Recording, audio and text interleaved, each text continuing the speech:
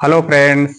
आज हम एक अद्भुत जड़ी बूटी के बारे में बता रहे हैं जो बहुत ही अपने आप में आयुर्वेद में अपनी गुणों के आधार पर जानी जाती है। और इसमें इसके ऐसे गुण हैं कि आयुर्वेद के अनुसार ये कभी भी जिस व्याधि में उपयोग की जाती है कभी भी पराजित नहीं होती है। ये इसमें जो है कफ और पित्त को समन करने की क्षमता होती है। ये एंटीबैक्टीरियल है, एंटी फंगल है और एंटीऑक्सीडेंट भी है। ये भारत के लगभग सभी प्रदेशों में पाई जाती है। इसके दो कलर होते हैं जो फूल होते हैं, एक नीले और एक सफेद रंग के। लोग इसको अपने लान में भी लगाते हैं शो के लिए, क्योंकि इसके फूल देखने में बहुत अच्छे होते हैं। और दोनों ही रंग के फूलों वाली इस जड़ी बूटी को समान रूप से प्रयोग किया जाता है।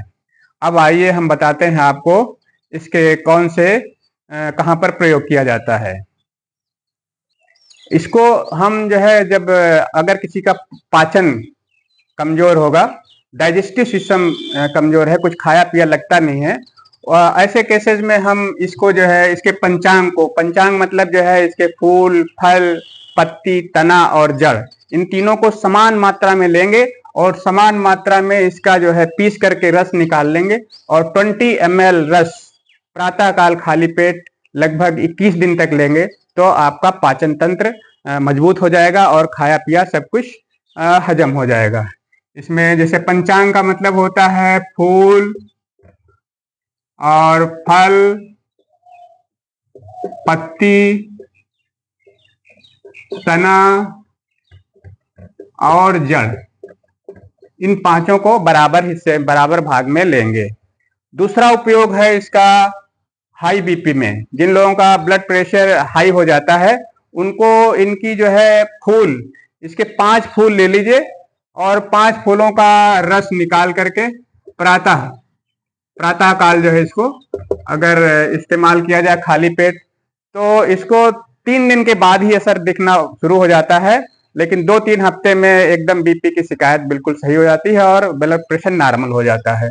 और इसका अगला उपयोग है इम्यूनिटी बूस्टर। जिनकी इम्यूनिटी कमजोर हो जाती है, जल्दी जल्दी बीमारियां पकड़ने लगती हैं, आए दिन सर्दी जुकाम खांसी बुखार ये सब होता रहता है, नाक बहना, तो उनके लिए इसका बहुत ही अच्छा इस्तेमाल है। इसकी बराबर मात्रा में इसके फूल लें, फूल और पत्ती इक्वल मात्रा में लेकर के उनको पीस करके उसको रस लें तो ये जो है आपकी इम्यूनिटी बूस्ट करता है। और इसका एक बहुत बड़ा उपयोग पुरुषों के लिए है जिनका प्रोस्टेट बढ़ जाता है, तो उनके लिए फिर पेशाब रुक रुक के होने लगती हैं, जलन होने लगती है, इस तरह की कई समस्याएं आने लगती हैं। ऐसे केस में जो है इसकी जड़ को पीस करके इसका रस लेना चाहिए, इसका फांट बना करके लेना चाहिए।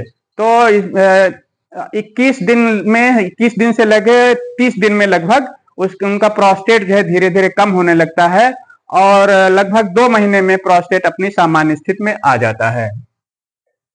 और इसका एक उपयोग है जो है डिप्रेशन। जिन लोगों को निगेटिव थिंकिंग हो जाती है, डर लगने लगता है, कुछ बुरा सोचते हैं, परेशान रहते हैं, उन लोगों के भी अवसाद में चले जाते हैं, खाते पीते अच्छे नहीं है, बोलते नहीं, लोगों को घबराहट रहती है, नींद नहीं आती है, तो ऐसे में इसका जो है हम जो है क्वाथ बनाते हैं, पंचांग का क्वाथ। इसके वही सारी चीजें ले लेते हैं, पांचों चीजों में क्या है, फल रहेगा प्लस फूल रहेगा और पत्ती रहेंगी और तना रहेगा और प्लस जड़ रहेगी। ये इन सारे चीजों को उबाल ले। क्वाथ का मतलब होता है चौथाई। 1 लीटर पानी रखेंगे और उसको उबलते हुए, धीमी आंच पर उबलते हुए, जब चौथाई यानी 250 ml पानी बचेगा तब उसको उतार लेंगे और उसको धीरे धीरे करके 3 बार में इसको 50-50 ml करके जो है कई बार में इसको गुनगुना करके पिएंगे तो डिप्रेशन के रोगी इससे जो है ठीक हो जाएंगे। एक और है, इसका उपयोग है जेंट्स के लिए, जो युवा लोग होते हैं जिनके सीमन डिसऑर्डर हो जाता है तो उसमें भी इसका प्रयोग किया जाता है। इसकी जड़ का फांट बना करके इसको उपयोग करें तो उसमें भी बहुत ही लाभकारी सिद्ध हुआ है। लेकिन लंबे समय तक लेना पड़ेगा, कम से कम 2 महीने इसमें लेना पड़ेगा, तो उसमें भी सीमेन डिसऑर्डर में भी ये लाभदायक है। और सबसे एक बहुत ही महत्वपूर्ण उपयोग इसका है स्नेक बाइट में।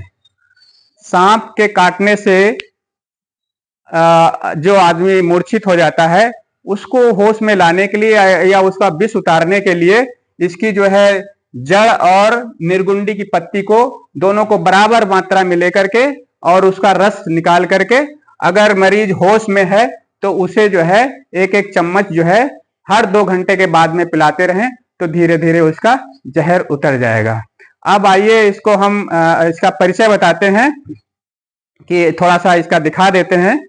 हाँ तो दोस्तों ये है इसका पौधा, जो इसका नाम है जैसा कि देख चुके हैं आप, जो है विंग्ड लीव्ड क्लाइटोरिया, ये इसका अंग्रेजी नाम है। और इसकी लताएं जो है, अभी तो छोटा है इसलिए है, जब बड़ा हो जाएगा तो इसी लताएं बढ़ती दूसरे पेड़ के ऊपर चढ़ती है, गोल गोल घूम करके जाता है और ये पूरा झमर जाता है। जहां पर झाड़ियां आड़ियां होती हैं वहां पर प्रायः इसको पाया जाता है। इसी में इस समय इसमें फूल नहीं है, इसी में फूल, इसमें नीले फूल या अगर वैरायटी सफेद वाली तो सफेद फूल होते हैं। इसको हिंदी में अपराजिता कहते हैं। इसीलिए ये अपराजित मतलब पराजित नहीं होता है खुद। जिस व्याधि में उपयोग किया जाता है, जिनका वर्णन अभी किया गया है, उनमें ये जो है हारती नहीं है और जो है इसको प्रयोग किया जाता है। ठीक है।